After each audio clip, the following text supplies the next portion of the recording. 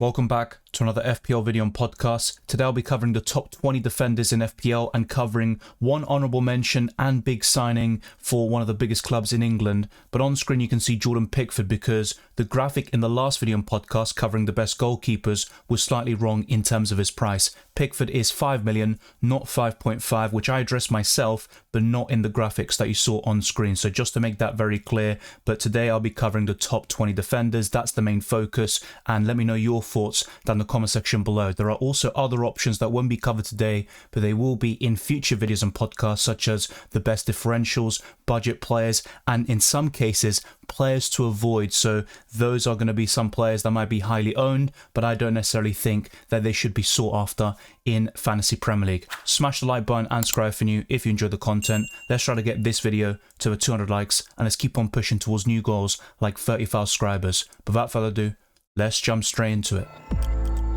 Arsenal made their first signing of the summer in Calafiori for £42 million, and he can play at centre-back as well as left-back, and he starred at the Euros for Italy despite their early exit, and at 6 million he could still be one of the best defenders in FPL, but he narrowly misses out on the top 20 because there is stiff competition by Jurriën Timber, who's had an excellent pre-season, mainly playing at centre-back, which is his main position, but last season Timber was set to be the left-back for Arsenal before his ACL injury in Game Week 1 against Nottingham Forest. You've also got Tomiyasu who can play left-back, Zinchenko and Kivior. I doubt all of them will stay at the club at the same time, but if Arsenal do go into next season with 8 defenders and 3 or 4 options who can play at left-back, then Calafiori isn't guaranteed to start every single game. But I still think you can get plenty of starts, 20 plus, but just watch out for Jurriën Timber, and that's a situation I would like to avoid. So if you are going to go for an Arsenal defender, I'd highly recommend the likes of Ben White, Gabriel or Saliba, as I'll cover later in this video and podcast.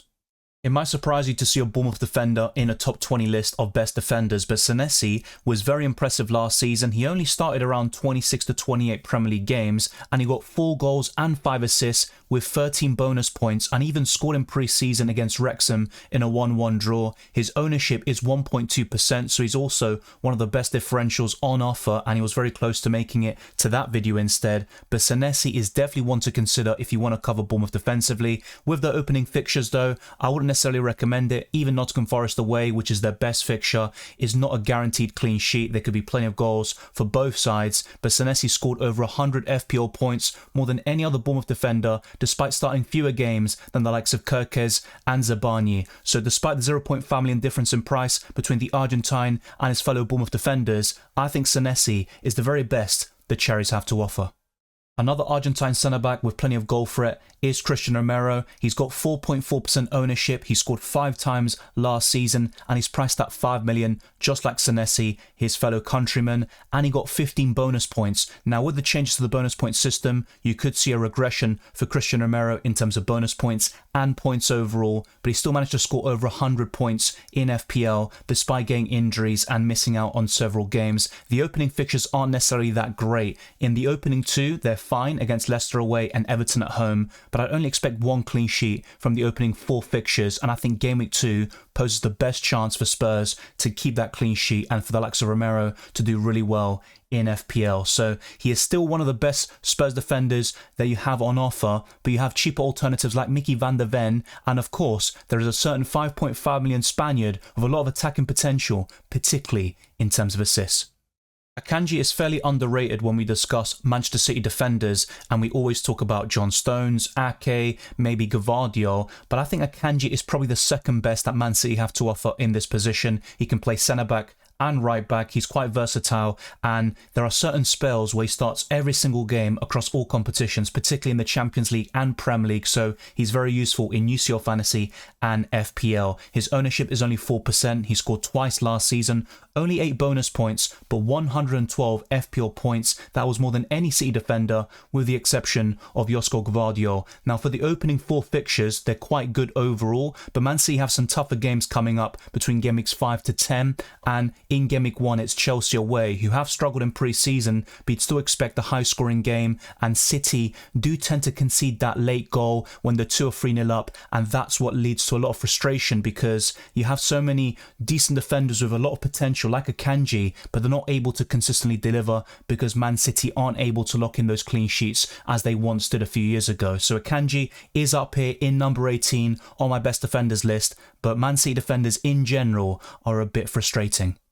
Several players featured at the European Championships and haven't returned to their clubs yet for pre-season, and Diego Dallo is one of them. Priced at 5 million, he has low ownership at 6.5%. He scored twice and assisted 3 times for Manchester United with 13 bonus points and 111 points overall. I'd argue Dallo or Onana are the best ways of covering the Red Devils defensively, and the opening fixtures are actually quite decent compared to Manchester City, Arsenal and other top clubs, and you would probably expect United to push on this season after winning the FA Cup. They've got the Community Shield final against Manchester City, but you'd expect a stronger league finish, better goal difference and more clean sheets this time round. So Diego Dallo is arguably the very best Man United defender that they have on offer, but there are cheaper alternatives in Euro and Lisandro Martinez.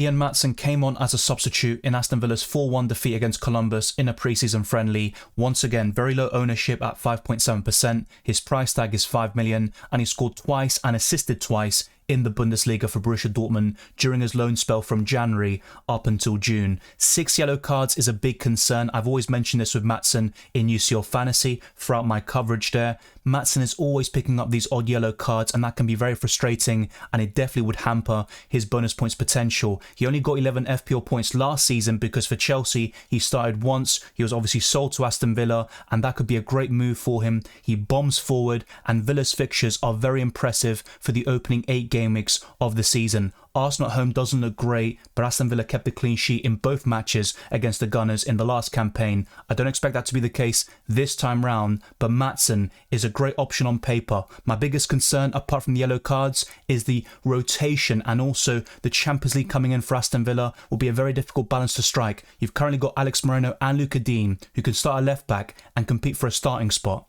as well. At number 15, I've gone for Tarkowski, a 5 million defender. Plenty of them have been covered in this video already. He's got very low ownership and he easily could have featured in my best differentials podcast as well. 1 goal and 1 assist for Everton last season in the Premier League, 10 bonus points and 117 FPL points overall. Now, if you look at the first 4 game weeks, it doesn't look great for Everton, but their long-term fixtures are very impressive up until December, essentially until game week 14, and that's why Jordan Pickford in goal or a Mikalenko, Tarkowski or Branthwaite are highly recommended. Would I double up on them necessarily? Maybe not, but one Everton defender is definitely a sound strategy, and Tarkowski is as solid as they get and he's very nailed on for the Toffees. Up the Toffees. Despite a massive price increase to 5.5 million, Fabian Schär remains one of the best defenders in FPL. He's got 7.6% ownership. He featured for Switzerland at the Euros. He had a solid campaign as usual, and he got 4 goals and 3 assists for Newcastle in the Premier League. And his underlying numbers are decent for a centre-back, but he's always able to deliver plenty of goal contributions considering his position. 12 bonus points and 123 FPL points overall are solid tallies. The main reason why many people won't go for Fabian Schär is the sheer alternatives, especially from Newcastle defenders like Lewis Hall, Livramento, Trippier and Dan Burn. Not all of them are going to start at the same time, of course, and Schär offers you that guarantee of starts and 90 minutes. But I think someone like Lewis Hall could break into the Newcastle team, basically nail down that left back spot, and he would offer much better value than Fabian Schär. Newcastle's opening 4 fixtures are exceptional, but beyond that it starts to get a bit trickier, and I wouldn't invest 5.5 million on the Swiss when you've got plenty of alternatives at cheaper price points. Munoz was one of the standout fullbacks at the Copa America this summer, but he missed the final because of an unnecessary red card in the semis against Uruguay. So be mindful of Munoz because he's got the assist potential. 4 assists since January for Crystal Palace is very impressive, but he also got 4 yellow cards, and that's something that could severely hamper his chances of getting bonus points. But whenever he doesn't get yellow cards, I think he's very likely to be in and amongst it, especially if Crystal Palace keep a clean sheet or Munoz delivers an attack in return. He got 56 FPL points from January onwards. His ownership is only 4.4%. at the time of this recording, and that's yet another 5 million defender covered today. And the opening fixtures are quite good, with the exception of game week 3 against Chelsea away, but Crystal Palace are certainly capable of going to Stamford Bridge and getting a result.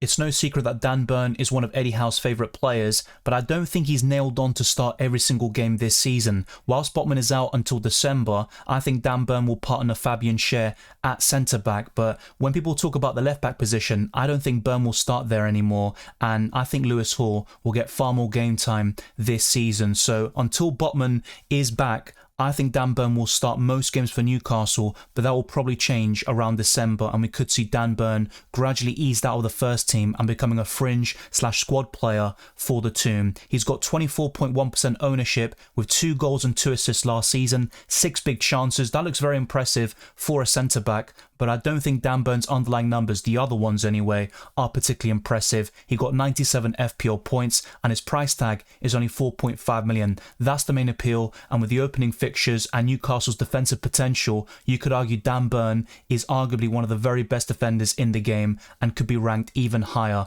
But I've gone for this ranking for him here at number 12, and I think Dan Burn remains a solid option at the back.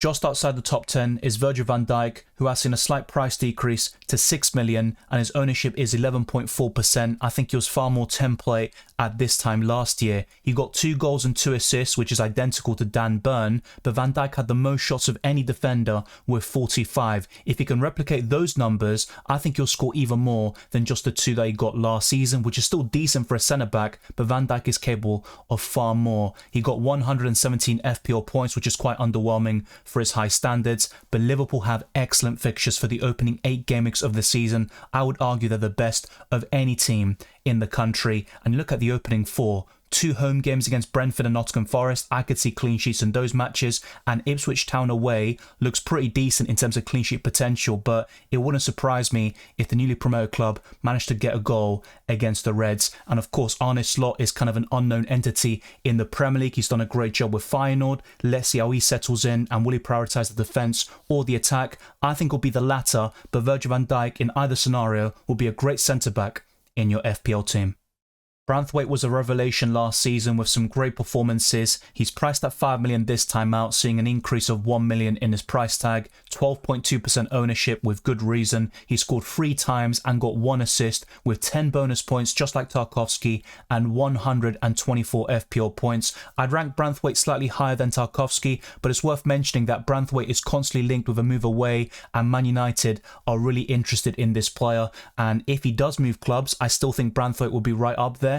Maybe not at number 10 to be honest, but he'd still be in a very good position. And the reason for that is because you'd have a lot of competition for the centre-back slots with Yoro, Lisandro Martinez and several more like Harry Maguire. But it's worth mentioning that Yoro picked up an injury against Arsenal in that pre-season friendly, a 2-1 defeat, and Rasmus Højlund as well, as I'll cover in future videos and podcasts. But Branthwaite, whilst at Everton, is in my top 10 for the best defenders in Fantasy Premier League.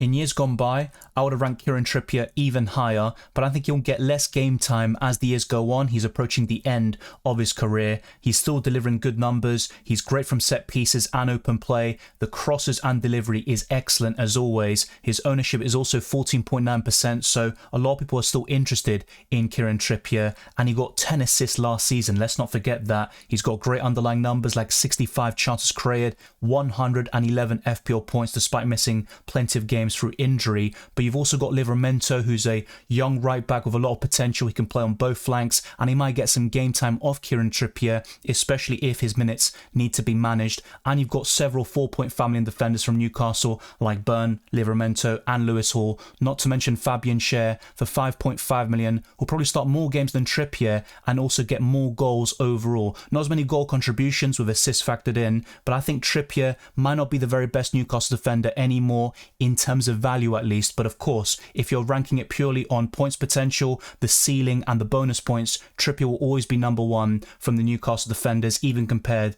to a Fabian Schär. The fixtures are good for the first 4 game weeks, then it gets a bit tougher, but you could still go for a 6 million defender, and Trippier would be a decent option at the back.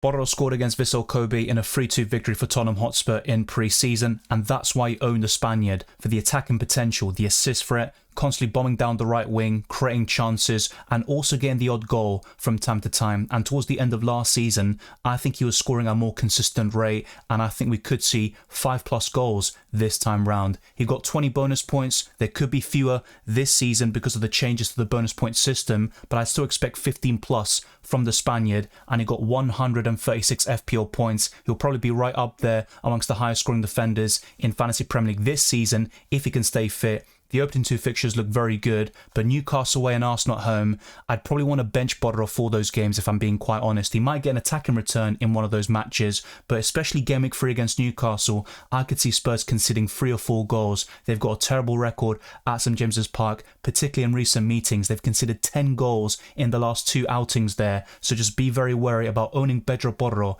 in game week 3 against Newcastle. It might seem strange to have a 4-point family defender so high up in this list for the best defenders overall, but Joachim Andersen is my favourite 4-point family defender, and I'll cover other budget options in the budget players video of course, but Joachim Andersen won't feature because he's right up there in this list. He's priced at 4.5 million, his ownership is 22%, it will probably soar by the time we get to the Game Week 1 deadline. He scored twice, got 3 assists, he's got good underlying numbers for a centre back, 12 bonus points and 121 FPL points overall. I'm unsure why Mitchell was priced at 5 million and Joachim Andersen is 4.5, but it means he's going to be very template and he's well worth the hype, and he's also a very budget-friendly option with good fixtures for Crystal Palace, who are really impressive since the appointment of Oliver Glasner. They haven't kept a clean sheet in pre-season so far, but I'm not too concerned, and I'd still go for Joachim Andersen as your solitary Crystal Palace defensive coverage.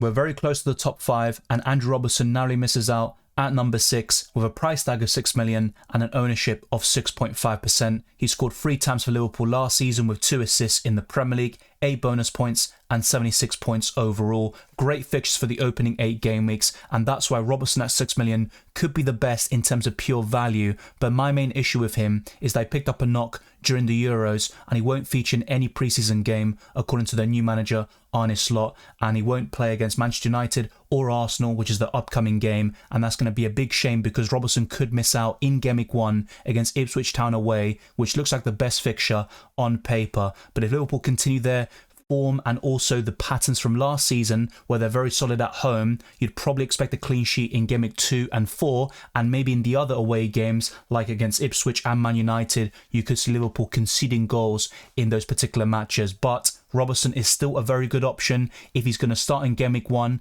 I'd highly recommend him, but if he's still going to be a doubt for that starting berth from the get-go, I'd look elsewhere amongst the Liverpool defenders.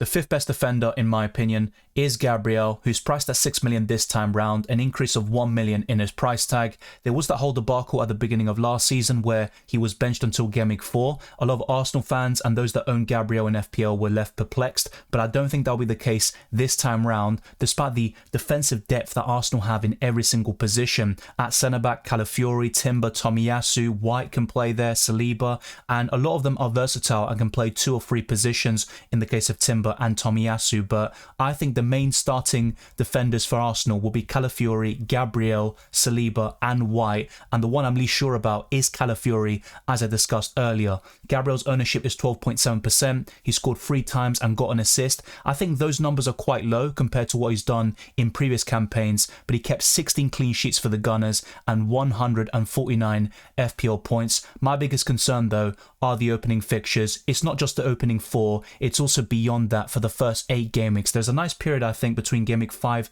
to 8 I think, but overall I think Arsenal's fixtures until Game Week 12 aren't good enough to justify 2 or 3 Arsenal defensive coverage or even 2 or 3 Arsenal players in my opinion. You've got better fixtures from Manchester City, but particularly from Chelsea and other clubs that could compete for the top 4 spots this season, and amongst the so-called title contenders or those that have the best chance of doing so, I think Liverpool have far better fixtures than Arsenal, and I'd rather go for a Robertson if he's fit, a Virgil van Dijk or a Trent Alexander-Arnold instead of Gabriel. Manchester City have lost every single game during pre-season, even that 2-2 draw against Barcelona in normal time where Gavardio got an assist. They lost on penalties and they've been conceding multiple goals and chances in every single preseason friendly. But Gvardiol has gone up in price to 6 million, just like Gabriel, going up by 1 million overall. His ownership is 31%, so he's a very template pick. He got 4 goals and 2 assists, and during the run-in, Gvardiol was clutch and he was getting some big returns for a defender, and that's why he got 12 bonus points and 123 FPL points overall. He's definitely the go-to Man City defender, but we could see a bit of rotation from time to time, and no Man City defender is safe from that, and that's why some of you might want to go for Edison or Ortega in goal, but I've got big concerns about both of them. They don't even make my top 10 list in the best goalkeepers video and podcast. Be sure to check that out as well. Game weeks 2 to 4 look quite good, with fixtures against Ipswich Town at home, West Ham away and Brentford at home. I could see 2 clean sheets out of 3 there, possibly even 3 out of 3, but Man City have this tendency to concede goals late on after securing the victory, as I mentioned earlier, and Chelsea away was a fixture that ended 4-4 last season. It was probably the game of the campaign, and Gvardiol isn't ideal for Game Week 1 specifically, and beyond Game Week 4, Man City's fixtures aren't that great, especially compared to a Liverpool, so Gvardiol could be ranked even higher arguably, but when you factor in the opening fixtures, I've gone for Gvardiol at number 4. Saliba is a very template pick with 41% ownership, despite that increase to 6 million in his price tag and some very difficult opening fixtures against Aston Villa and Tottenham away in the opening 4. Even Man City lurks in the opening 7, but Saliba got 2 goals and 1 assist last season, 18 clean sheets and 164 FPL points. Only one defender scored more, and that was a certain Ben White in the Arsenal ranks, but Saliba remains a very solid option. He even got into the France team during the Euros and was excellent throughout the campaign, making the team of the tournament, and I think he can translate that form to the Premier League once again. But one difference I see this season is maybe less game time. I think he'll be benched on the odd occasion to manage his minutes, and that's why the likes of Calafiori were signed, so Arsenal have defensive depth in every single position there at left back, centre back and right back. Speaking of which, is a straight shootout between 2 right backs for the number 1 spot as the best defender in FPL for the upcoming campaign, and I've gone for Trent at number 2. He's gone down in price to 7 million. His ownership is 21%, and he got 3 goals and 5 assists, 19 bonus points, which is incredible, and over 120 FPL points as well. The opening fixtures are fantastic, but it's just worth mentioning that Trent did feature in the Euros and he might return quite late, so you wouldn't expect him to feature against Arsenal and possibly Man United in the preseason friendlies. But most importantly of all, he's been heavily linked with a move to Real Madrid for several months, so let's keep an eye on that situation. I would expect Trent to stay at Liverpool, but that could be a concern going into Game Week 1.